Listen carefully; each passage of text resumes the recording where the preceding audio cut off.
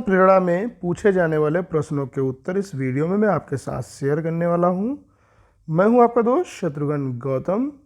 आप सभी मित्रों का आपके अपने YouTube चैनल पे स्वागत है। वीडियो शुरू करने से पहले मैं आपसे रिक्वेस्ट करूंगा, प्लीज़ हमारे चैनल को सब्सक्राइब करें, बेल आइकन को भी दबाएं। लोग वीडियो देख के चले जाते हैं, चैनल को सब्सक्राइब नहीं करते हैं। प्लीज़ हमारे चैनल को सब्सक्राइब करें। हम वीडियो आप लोगों के लिए ही बनाते हैं। ये चैनल पूर्णतः फ्री है। कुछ लोगों को लगता है शायद सब्सक्राइब करने से हमारा पैसा कटेगा या हमारा नेट का बैलेंस चला जाएगा, तो ऐसा कुछ भी नहीं है। आप चैनल को सब्सक्राइब करें, पूरी तरीके से ये फ्री है और आपको जो भी मैं वीडियो बनाता हूँ उसका नोटिफिकेशन आपको मिल जाएगा। अगर आपने बेल आइकन को दबा दिया, उस पर आपको ऑल नोटिफिकेशन का आइकन रहेगा, उसको आप दबा दें तो जितनी भी वीडियो मैं आपको पोस्ट करूँगा सबसे पहले उसका नोटिफिकेशन मिल जाएगा। चलिए शुरू कर लेते हैं वीडियो। मिशन प्रेरणा क्वेश्चन की ये प्रश्नोत्तरी है जिसको मैं आपके साथ शेयर कर रहा हूँ। चलिए देख लेते हैं। इसमें जो पहला प्रश्न है वो है मिशन प्रेरणा क्या है। तो मिशन प्रेरणा उत्तर प्रदेश सरकार का एक प्रमुख कार्यक्रम है जिसके माध्यम से बेसिक शिक्षा विभाग के 1,60,000 स्कूलों में शिक्षकों की गुणवत्ता में सुधार लाने का प्रयास किया जा रहा है। इसका प्रारंभ बुनियादी शिक्षा कौशल पर विशेष बल देने के साथ शुरू किया गया था। बुनियादी शिक्षा हमारी जो है कक्षा 1 से 8 तक के लिए जो बेसिक एजुकेशन होती है उसी को हम लोग कहते हैं। अगला प्रश्न है मिशन प्रेरणा का उद्देश्य क्या है। मिशन प्रेरणा का मुख्य लक्ष्य जो है वो बच्चों को बुनियादी शिक्षा पर बल देते हुए शिक्षा को आगे बढ़ाने का काम करें। इसके लिए प्रत्येक शिक्षक की जिम्मेदारी है कि अपने अपने विद्यालयों में मिशन प्रेरणा के तहत शिक्षण कार्य करें। इसके लिए सभी शिक्षक अपनी अपनी जिम्मेदारी उठानी होगी।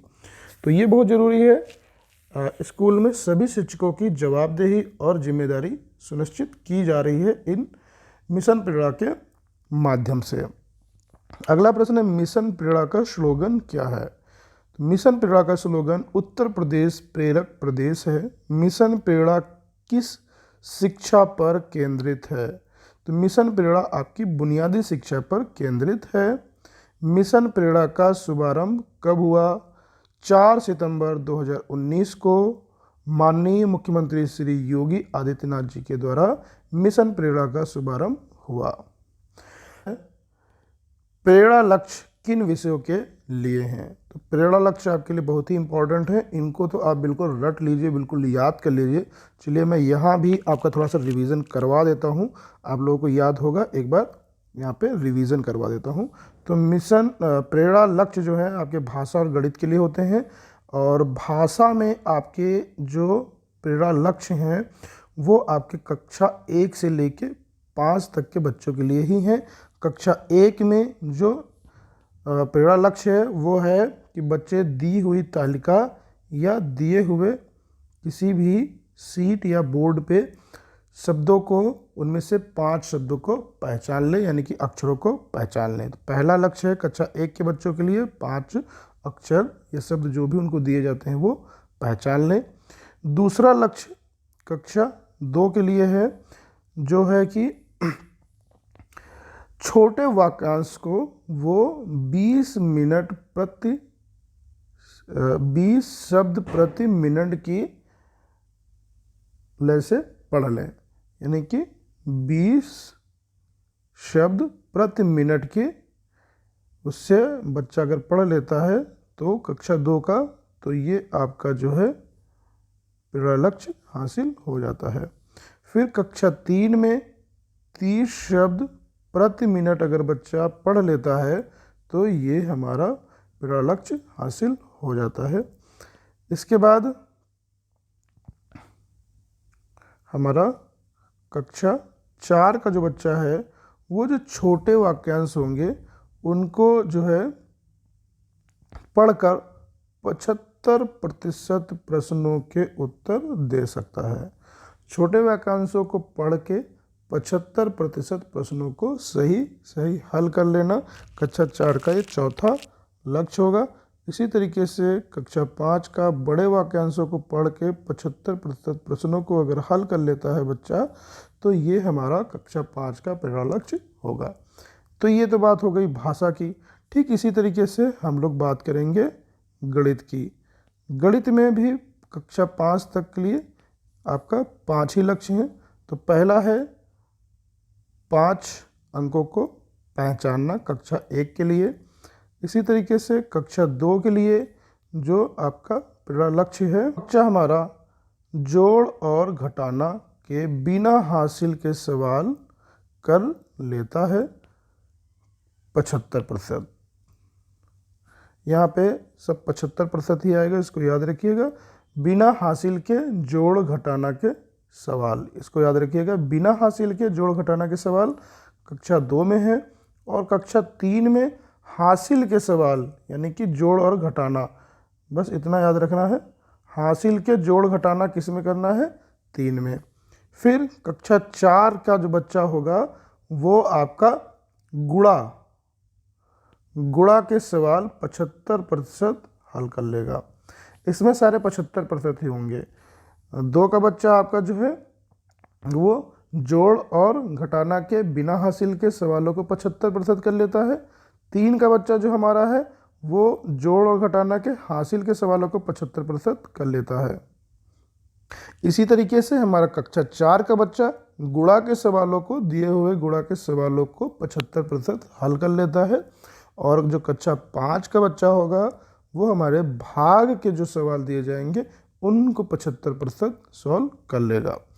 तो इस तरीके से हमारे प्रेरणा लक्ष्य आप याद करें और इनको बिल्कुल तैयार रखें। अगला है प्रेरणा लक्ष्य क्या है? प्रेरणा लक्ष्य वह न्यूनतम दक्षताएं हैं जो किसी कक्षा के प्रत्येक बच्चे को आनी चाहिए। इसीलिए हर कक्षा का एक ही प्रेरणा लक्ष्य रखा गया है। तो आपकी वो न्यूनतम दक्षता जो कक्षा के सभी बच्चों को आनी चाहिए, इसी को प्रेरणा लक्ष्य कहा गया है। अगला प्रश्न है प्रेरणा सूची। देखिए यहाँ पे प्रेरणा सूची और प्रेरणा तालिका में अंतर आपको बिल्कुल स्पष्ट होना चाहिए, क्योंकि इन दोनों के बीच में आपसे अंतर भी पूछा जा सकता है। चलिए हम लोग इसको देख लेते हैं, फिर इसमें अंतर को भी हम लोग बात कर लेंगे, चर्चा कर लेंगे।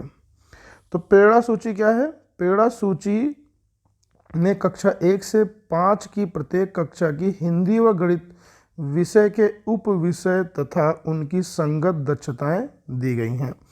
तो यहाँ पे इतना याद रखिएगा, जितनी भी दक्षताएं हैं 1 से 5 तक के बच्चों के लिए 14 दक्षताएं हैं। आपसे ये भी पूछा जा सकता है। इन दक्षताओं को 14 दक्षताएं हैं वो आपकी 1 से लेके 3 तक हैं, और 4 और 5 में आपकी 16 दक्षताएं हैं। तो इसको याद रखिएगा, 14 और 16, 1 से 3 14 और 4 से 5 16 दक्षताएं आपकी ये रहेंगी। अगला प्रश्न है, चलिए मैं अंतर आपको यहीं पे बता देता हूँ। तो प्रेरणा सूची में ये दक्षताएं हैं आपकी 14 और 16, ठीक है। और जो प्रेरणा तालिका होगी उसमें ये दक्षताओं के नाम लिखे होंगे इस तरीके से, ऐसे, और इसके सामने जो है बच्चों के नाम लिखे होंगे जो उस क्लास के बच्चे हैं, ठीक है। मान लीजिए आपके 10 बच्चे हैं, यहाँ से देख लेते हैं, ये एक इस तरीके से बन जाएगा। यहाँ पे आपकी दक्षताएं हो जाएंगी और यहाँ पे बच्चों के नाम हो जाएंगे इस तरीके से, इस तरीके से बच्चों के नाम हो जाएंगे और ये आपकी दक्षताएं हो जाएंगी, ठीक है। तो यहाँ पे आपकी दक्षताएं होगी 1 2 3 जो भी हैं, और ये आपके बच्चों के नाम हो गए। यहाँ पे हम बच्चों के नाम के आगे वो दक्षता जब प्राप्त कर लेगा तो उस पर हम लोग टिक लगा देंगे और वहाँ पे डेट मेंशन कर देंगे। तो ये आपकी होगी प्रेरणा तालिका। प्रेरणा सूची में दक्षताएं सारी लिखी हुई हैं, और प्रेरणा तालिका में हम उन दक्षताओं को बच्चे हमारे कब प्राप्त कर रहे हैं इसकी जानकारी मेंशन करेंगे। यह है हमारी प्रेरणा तालिका। तो दोनों में अंतर हो सकता है आपका स्पष्ट हो गया हो। चलिए अब आगे बढ़ते हैं। अगला प्रश्न है प्रेरणा सूची क्या है? हो गया है। प्रेरणा लक्ष्य किन कक्षाओं के लिए है? ये भी हो सकता है क्लियर हो गया होगा, क्योंकि पहले ही हमने इसको डिस्कस कर लिया है 1 से 5 के लिए है। प्रेरणा सूची में कितनी दक्षताएं दी गई हैं, ये भी आपका क्लियर हो गया होगा। 1 से 3 तक के लिए 14 और 4 से 5 के लिए 16 दक्षताएं हैं। प्रेरणा लक्ष्य की निर्धारित सूची में कक्षा 1 से 5 तक का भाषा का क्या लक्ष्य है। देखिए, जिसको हम लोगों ने डिस्कस किया था वही आ गया। तो 5 शब्द पहचानने होते हैं जो आपके ब्लैक बोर्ड पे या किसी सीट पे आपको दिए जा सकते हैं।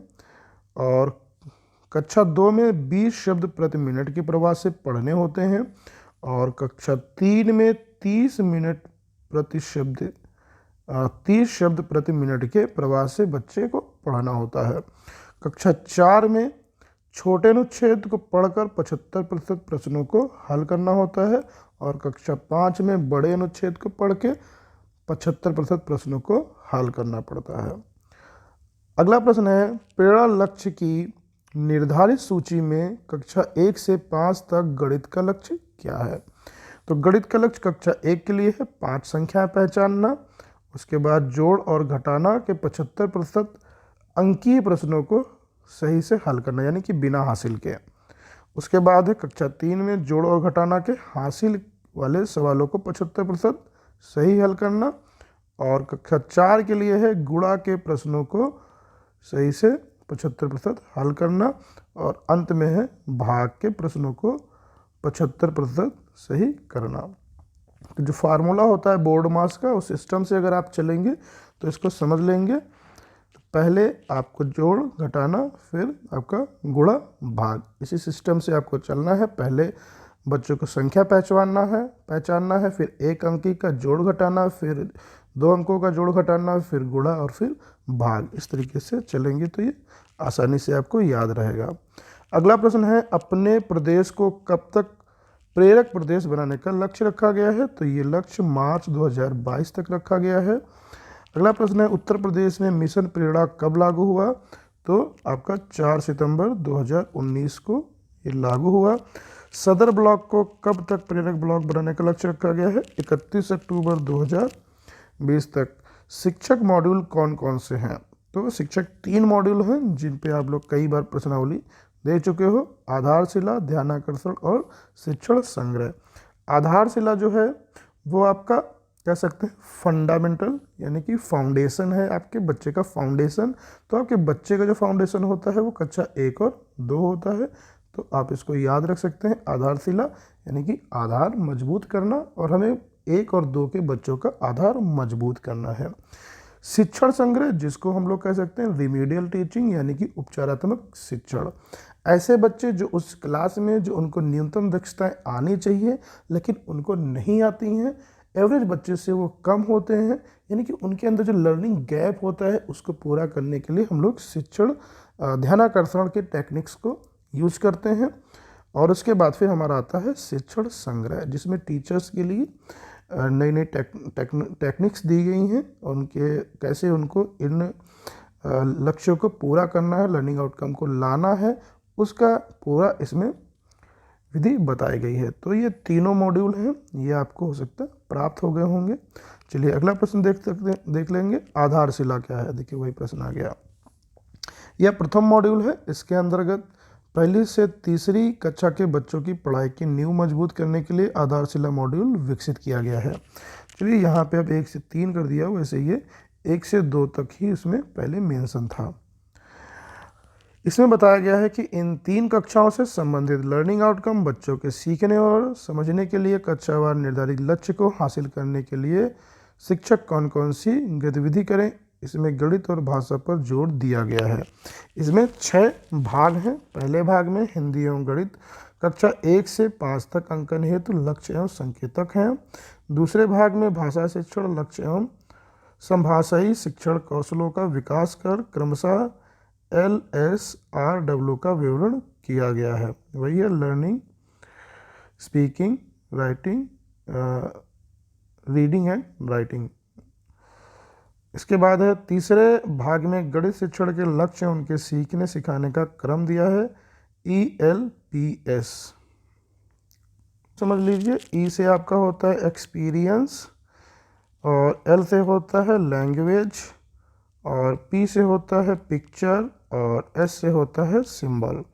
तो तो ये आपका जो है गणित सीखने के लिए क्रम है। इसके बाद चौथे भाग में 3, 4, 5 में भाषा, गणित एवं परिवेशी अध्ययन के लर्निंग आउटकम तथा संबंधित गतिविधियों का अंकन है। 5वें भाग में बच्चों का व्यक्तिगत आकलन, रिकॉर्ड प्रपत्र एवं कक्षावार संपूर्ण कक्षा का आकलन प्रपत्र है। 6ठे भाग में शिक्षण संदर्शिका, दैनिक समय सारणी, कक्षा 1 व 2 के लिए साप्ताहिक कार्य योजना तथा व्यक्तिगत एवं कक्षावार आकलन प्रपत्र का नमूना है। इसी तरीके से ध्यानाकर्षण क्या है, या दूसरा मॉड्यूल है। इसमें कक्षा 1 से 8 तक के बच्चों को रिमीडियल टीचिंग के लिए तैयार कराया गया है, जिसमें ध्यानाकर्षण नाम दिया गया है। रिमीडियल टीचिंग उन बच्चों के लिए होता है जो बच्चे अपनी कक्षा में अन्य बच्चों से पढ़ाई में पीछे होते हैं, जिसमें 17 प्रकार की तकनीकी डिज़ाइन की गई हैं। इसके 3 चरण हैं। ध्यानाकर्षण की तकनीकी कौन कौन सी हैं? इसमें पहला है ग्रुप वर्क, तीसरा है पीयर लर्निंग, सहपाठियों के साथ सीखना, प्रोजेक्ट वर्क इत्यादि कई तकनीकें इसमें दी गई हैं। लर्निंग आउटकम क्या है? लर्निंग आउटकम अधिगम संबंधी परिणाम से आशय उन परिणामों दक्षताओं से है जो किसी कक्षा में अध्ययनरत विद्यार्थियों को उनके निर्धारित पाठ्यक्रम के अनुरूप दक्षताओं के प्राप्त होने पर परिलक्षित होते हैं। लर्निंग आउटकम की 3 श्रेणियां हैं जो इस प्रकार हैं: केंद्रीय learning outcome, nested learning outcome, उप लर्निंग आउटकम। शिक्षण संग्रह क्या है? शिक्षण संग्रह ऐसा पिटारा होगा जिसके अंतर्गत लर्निंग आउटकम हासिल, lesson plan, teaching plan, time table आदि होगा। जैसे परिषदीय विद्यालयों में कहीं कहीं 2 शिक्षक भी तैनात हैं। जहां 2 शिक्षक हैं वहां टाइम टेबल और सिलेबस के हिसाब से कैसे पढ़ाई कराई जाए, तथा जहां 3 शिक्षक हैं वहां कैसे। तो इस तरीके से शिक्षण संग्रह में ये आपका सब रहेगा। मिशन प्रेरणा के अंतर्गत किस प्रकार की निगरानी व्यवस्था होगी? मिशन प्रेरणा के अंतर्गत एकीकृत ऑनलाइन निगरानी व्यवस्था होगी, जिसके लिए बहुत ही जल्द आपके विद्यालयों के लिए टैबलेट या लैपटॉप की व्यवस्था की जाएगी। प्रेरणा सूची और प्रेरणा तालिका किसे कहते हैं? देखिए, दोनों में अंतर यहाँ पे आप समझ सकते हैं। प्रेरणा सूची में 1 से 5 तक की प्रत्येक कक्षा के हिंदी व गणित विषय की उप विषय तथा उनकी संगत दक्षताएं दी गई हैं। वहीं प्रेरणा तालिका में उप विषय, उनकी संगत दक्षताओं के साथ बच्चों के नाम भी लिखे होंगे। तो यहाँ पे बच्चों के नाम रहेंगे और यहाँ पे दक्षताएं रहेंगी। प्रभावी शिक्षण तकनीकी कौन कौन सी हैं? प्रभावी शिक्षण तकनीकी निम्नवत हैं। इन भागों में डिवाइड कर सकते हैं, पहला, दूसरा और तीसरा। पहला है संसाधनों से पूर्ण कक्षा का वातावरण, दूसरा है कक्षा प्रबंध बैठक व्यवस्था, तीसरा है रोचक प्रस्तावना। तो इसमें ये सारी विधियां दी हुई हैं। शिक्षण अधिगम सामग्री का उपयोग करना, सीखने के लिए बातचीत, समूह कार्य, अभ्यास अवसर देना, शैक्षिक भ्रमण। 3 भागों में नहीं दिया है, ये इनके जो है सारे पार्ट ये हैं। ये सारी शिक्षण विधियां हैं, तकनीकी हैं जो यहाँ पे आपको दी हैं। टेक्निक्स हैं वो 18 हैं। आपसे ये पूछा जा सकता है कितनी तकनीकी हैं, तो ये आपकी 18 हैं और ये आपकी आती हैं ध्यानाकर्षण में, रिमीडियल टीचिंग में ये 18 तकनीकी आपको दी जाएंगी। चलिए अगला प्रश्न देख लेते हैं। परिषदीय विद्यालयों में अब कितनी पंजिकाएं होंगी? तो अब ये पहले करीब 40 से 41 पंजिकाएं थी, जिनको अब समेकित करते हुए 14 पंजिकाओं में सीमित कर दिया गया है। तो अब 14 पंजिकाएं होगी। इस पर भी मैंने वीडियो बना रखा है। अगला प्रश्न है, ध्यानाकर्षण शिविर का आयोजन कब किया जाना है? अप्रैल और जुलाई के मध्य में ध्यानाकर्षण शिविर का आयोजन किया जाना है। ई पाठशाला क्या है? यह पाठशाला का डिजिटल प्लेटफॉर्म है। इसमें हम बुक्स और स्टडी मटेरियल को इंटरनेट पर पढ़ सकते हैं और उन्हें ऑफलाइन डाउनलोड करके भी पढ़ सकते हैं।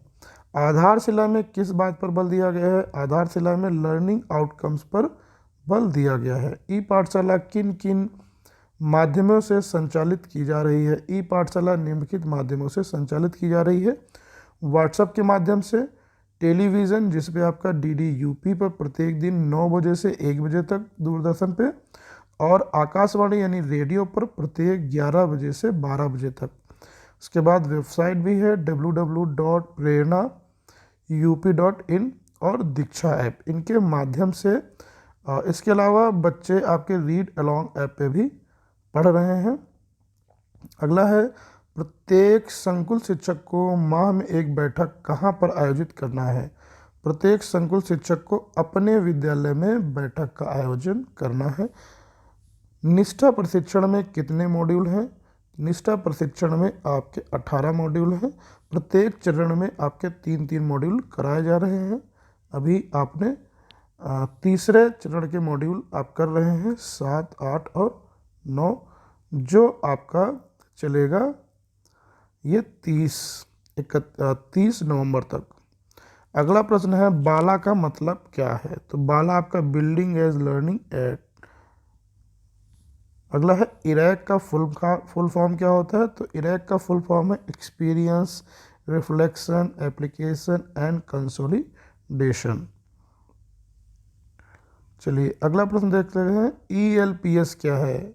अभी मैंने आपको बताया था, ये गणित को सीखने का एक क्रम होता है, जैसे हिंदी को सीखने का एक क्रम होता है, वैसे ही experience, language, picture and symbol, ये आपका गणित सीखने का एक क्रम होता है। सेकेंड फेज ई पाठशाला कब शुरू हुई? 31 सितंबर को माननीय मुख्यमंत्री श्री योगी आदित्यनाथ द्वारा मिशन प्रेरणा ई पाठशाला के द्वितीय चरण का शुभारंभ किया गया।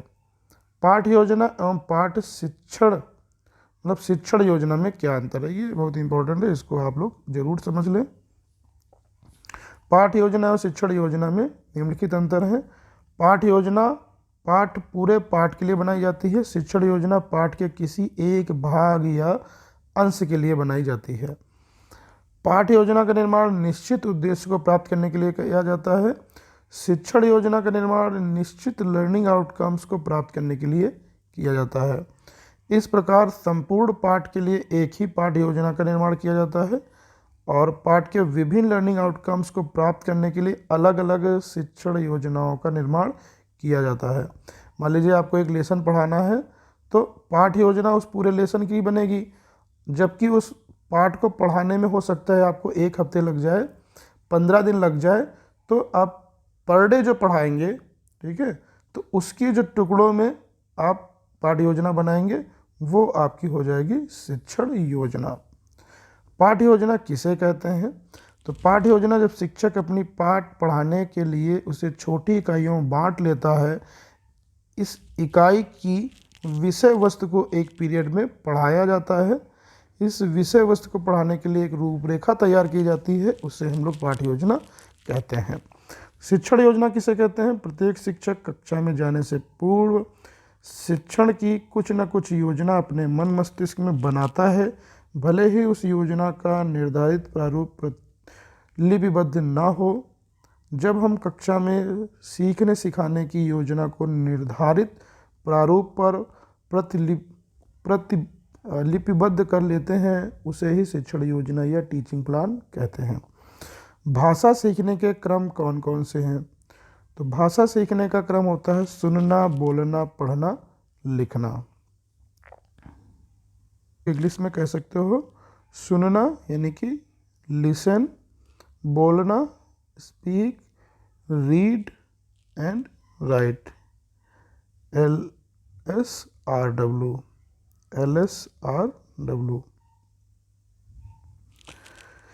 निष्ठा का फुल फॉर्म क्या है? इसको तो आप लोग जरूर याद कर लीजिएगा, ये तो पक्का कोई आएगा तो निष्ठा पहले फुल फॉर्म ही पूछ लेगा।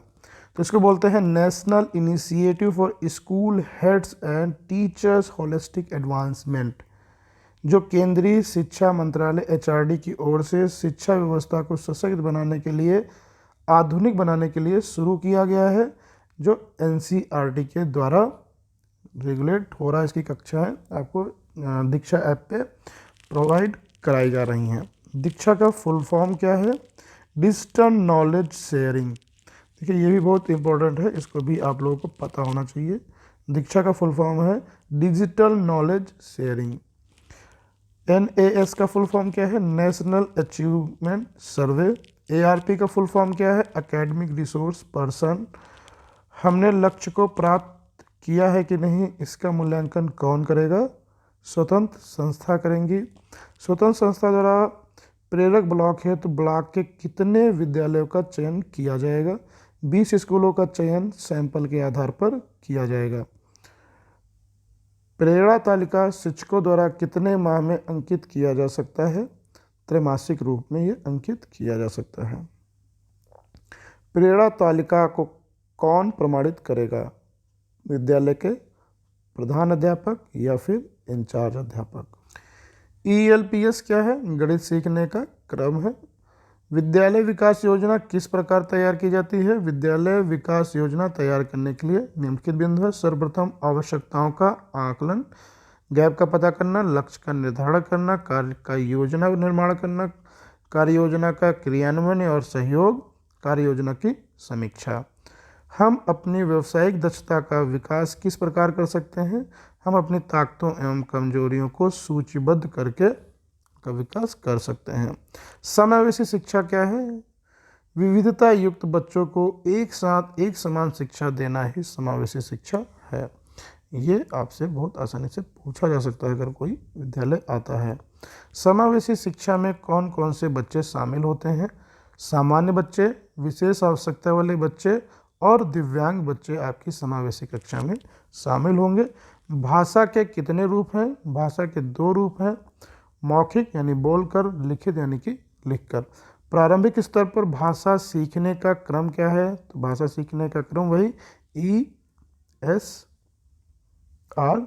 है, जिसको सुनना, बोलना, पढ़ना, लिखना कहेंगे। ध्यानाकर्षण शिविर कितने दिन का होगा? 50 दिन का होगा। ध्यानाकर्षण शिविर शैक्षिक सत्र में कब प्रारंभ किया जाएगा? सत्र के प्रारंभ में। प्राथमिक स्तर पर आरंभिक परीक्षण प्रपत्र, आकलन प्रपत्र में कितने प्रश्न होंगे? 15 प्रश्न होंगे और उच्च प्राथमिक में अगले प्रश्न में है 25। तो इसको याद रखिएगा, PS में आपके 15 होंगे और UPS में आपके 25 प्रश्न होंगे। आकलन प्रपत्र में कितने वस्तुनिष्ठ एवं कितने आत्मनिष्ठ प्रश्न होंगे? तो आप कक्षा 3 से 5 तक 10 वस्तुनिष्ठ और 5 आत्मनिष्ठ प्रश्न होंगे और 6 से 8 तक के लिए आपके 20 प्रश्न और 5 प्रश्न वस्तुनिष्ठ होंगे, 20 प्रश्न और 5 प्रश्न होंगे आत्मनिष्ठ। तो ये आप थोड़ा सा देख लीजिएगा। आकलन प्रपत्र में पूर्णांक कितने का होता है? तो आकलन प्रपत्र में जो आपके 15 प्रश्न होंगे वो आपके 3 अंक के होंगे, यानी कि टोटल आपके 45 अंक का बनेगा, 15 45। और इसी तरीके से जो 25 प्रश्न 6 से 8 में होंगे वो आपके 25 75, यानी कि 75 अंक का होगा। इसको आप याद रखिएगा। PS में आपका 45 अंक होगा और UPS में आपका 75 अंक होगा आकलन प्रपत्र में। आकलन के बाद कॉपी कितने दिनों में चेक करना होगा? 2 दिन में। अंक के आधार पर बच्चों के कितने समूह होंगे? तो 3 समूह होंगे जिनके नाम ABC होंगे। कक्षा 3 से 5 तक के समूह 21 से 45 अंक अगर होंगे तो आपका A होगा, C होगा, और 16 से 20 और 0 से 15। तो ये आपका B और C इस तरीके से हो जाएगा, A, B और C। उच्च प्राथमिक स्तर पे कक्षा 6 से 8 में आपका जो है ये 35 से 75 अंक, A 26 से 24, B 0 से 25, आपका C। तो ये आपके समूह ग्रेडिंग ऐसे बनेगी। भाषा शिक्षण की शिक्षण योजना कितने मिनट की होगी? तो ये 40 मिनट की होगी, जिसमें आपका सुनना और बोलना 15 मिनट रहेगा, पढ़ना लिखना 20 मिनट रहेगा, आकलन और सुधार ये 5 मिनट रहेगा। गणित शिक्षण की शिक्षण योजना कितने मिनट की होगी? 40 मिनट की होगी। ठोस वस्तुओं के साथ वार्ता 10 मिनट, ठोस वस्तुओं के साथ अनुभवों के बारे में बात करना 10 मिनट, चित्रों पर कार्य करना 10 मिनट और प्रतीकों पर समेटना 10 मिनट। और आपको मैं बताना चाहूँगा, ये PDF महेश प्रसाद सहायक अध्यापक पूर्व माध्यमिक विद्यालय बगलई क्षेत्र व जनपद चित्रकूट के माध्यम से प्रेषित की गई है और मैं इनका धन्यवाद अदा करना चाहूँगा कि इन्होंने काफ़ी मेहनत के बाद इस PDF का निर्माण किया है। इसको मैं अपने वीडियो के साथ शेयर कर रहा हूँ। Thank you so much Mahesh Prasad, सहायक अध्यापक जी, पूर्व माध्यमिक विद्यालय बगलई। Thank you and please subscribe my channel and press the bell icon for the next video notification.